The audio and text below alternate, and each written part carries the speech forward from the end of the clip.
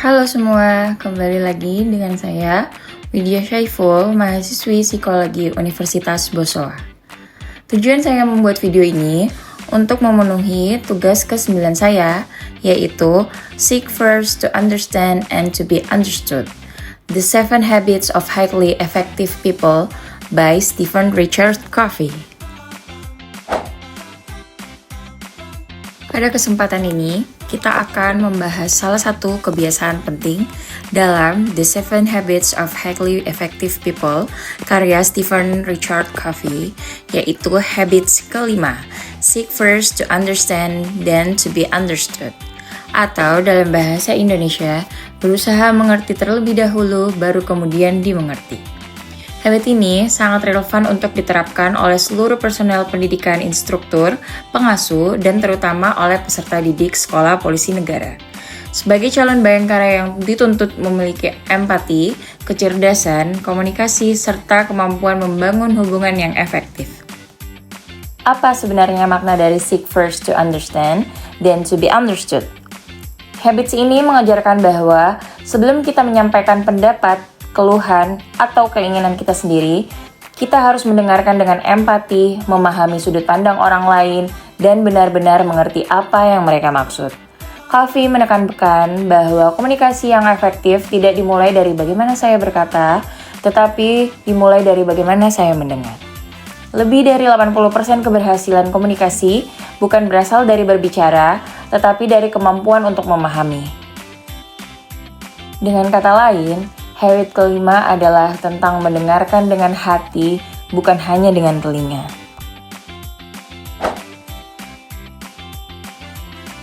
Lalu, apa manfaat habit kelima, terutama untuk calon anggota Polri?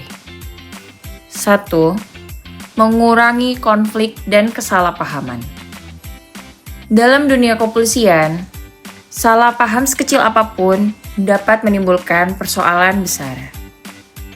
Dengan mendengar dahulu, kita menghindari penilaian tergesa-gesa. 2. Meningkatkan empati dan kepekaan sosial. Polisi bukan hanya penegak hukum, tetapi juga problem solver dalam masyarakat. Pemahaman mendalam terhadap kondisi orang lain adalah kunci untuk menyelesaikan masalah. 3. Komunikasi yang lebih efektif. Ketika orang merasa didengarkan, mereka akan lebih terbuka menerima arahan atau koreksi. 4. Membangun kepercayaan.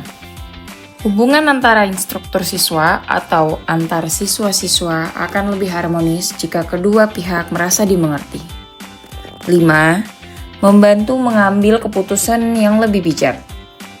Keputusan yang baik lahir dari pemahaman yang baik, bukan berdasarkan asumsi.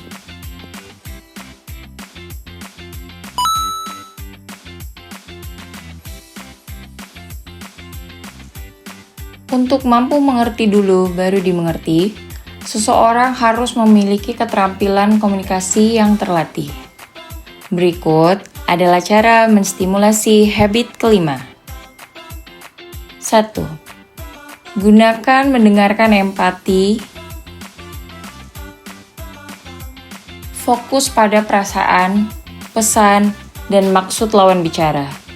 Tidak menyela dan tidak terburu-buru memberi solusi. 2. Parafrase atau mengulang inti ucapan orang lain. Misalnya, jadi maksud Anda adalah? Hal ini memastikan bahwa kita benar-benar memahami.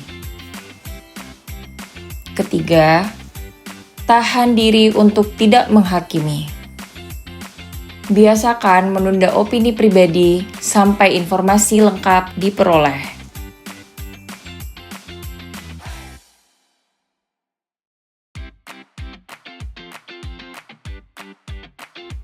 4. Ajukan pertanyaan klarifikasi. Misalnya, apa yang membuat Anda merasa demikian?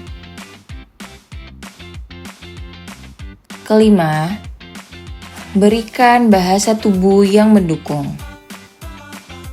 Kontak mata, sikap tubuh terbuka, dan nada suara tenang menunjukkan bahwa kita hadir sepenuhnya.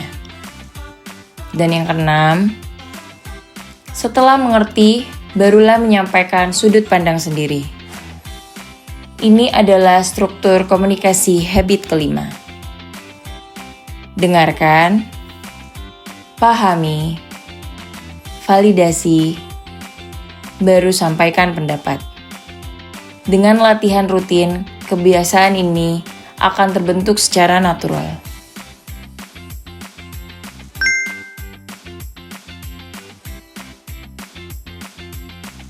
Sekarang, mari kita lihat bagaimana habit kelima dapat diterapkan di lingkungan sekolah polisi negara. 1. Situasi instruktur siswa. Seorang instruktur mendapati siswa melakukan kesalahan baris berbaris. Sebagai penerapan habit kelima, instruktur tidak langsung memarahi. Ia bertanya dulu, "Apa yang membuatmu salah langkah tadi?" Ternyata, siswa mengalami cedera ringan pada pergelangan kaki. Dari sini, solusi bisa diberikan lebih tepat, pemeriksaan kesehatan, dan penyesuaian latihan.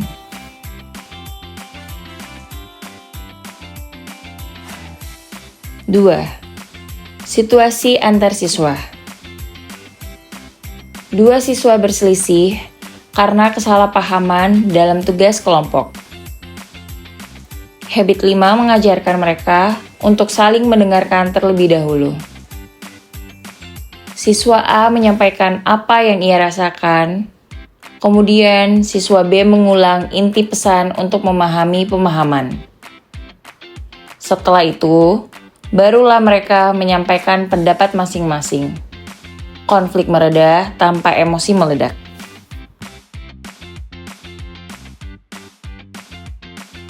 Tiga, situasi pelayanan masyarakat. Simulasi.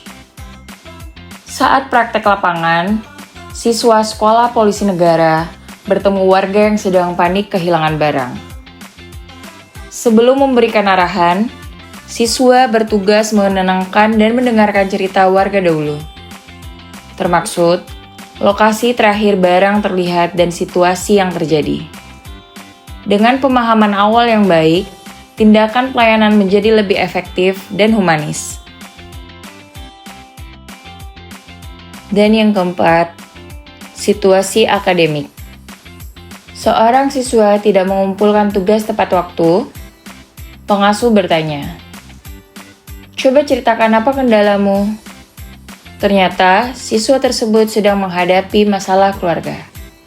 Dengan memahami hal tersebut, solusi yang diberikan pun lebih manusiawi dan konstruktif.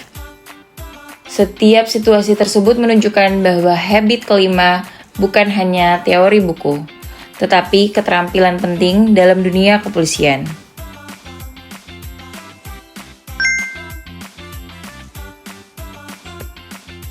Seek first to understand, then to be understood adalah fondasi komunikasi efektif, bukan hanya bagi pemimpin, tetapi bagi setiap individu. Sebagai calon anggota Polri, kemampuan mendengarkan dengan empati akan menentukan kualitas pelayanan, pengambilan keputusan, dan hubungan interpersonal di lingkungan kerja. Dengan membiasakan diri untuk mengerti terlebih dahulu, kita membangun jembatan kepercayaan, meredakan konflik, dan menciptakan lingkungan belajar, serta bekerja yang lebih profesional dan humanis.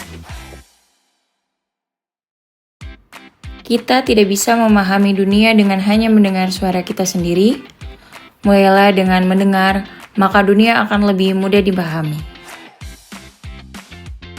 Terima kasih telah menyimak video ini. Semoga penjelasan ini dapat menjadi bekal bagi kita untuk menjadi pribadi yang lebih memahami sebelum dipahami. Terima kasih dan salam hormat.